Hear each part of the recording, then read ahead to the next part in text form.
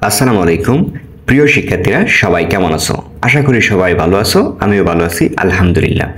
প্রিয় শিক্ষার্থীরা, ইতিমধ্যে তোমরা অবগত আছো যে দেশের চলমান পরিস্থিতির জন্য সকল শিক্ষা প্রতিষ্ঠান অনির্দিষ্টকালের জন্য বন্ধ ঘোষণা করা হয়েছে।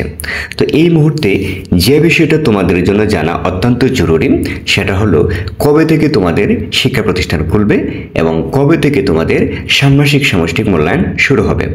এই বিষয়ে শিক্ষামন্ত্রী কি বলেছে আমরা চলো একটু দেখে আসি। শিক্ষা প্রতিষ্ঠান খোলার ব্যাপারে যা বললেন শিক্ষামন্ত্রী: দেশের সব শিক্ষা প্রতিষ্ঠান বন্ধ রয়েছে।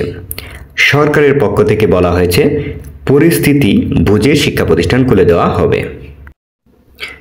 শিক্ষামন্ত্রী মহিবুল হাসান চৌধুরী নওফেল গণমাধ্যমকে বলেছেন, শিক্ষা প্রতিষ্ঠান খুলে দেওয়ার পরিবেশ এখনো তৈরি হয়নি।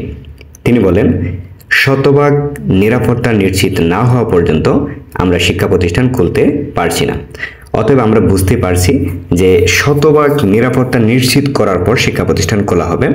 সেহেতু শিক্ষা প্রতিষ্ঠান খুলতে হয়তোবা আরও 1 সপ্তাহ সময় লেগে যেতে পারে। ধন্যবাদ সবাইকে।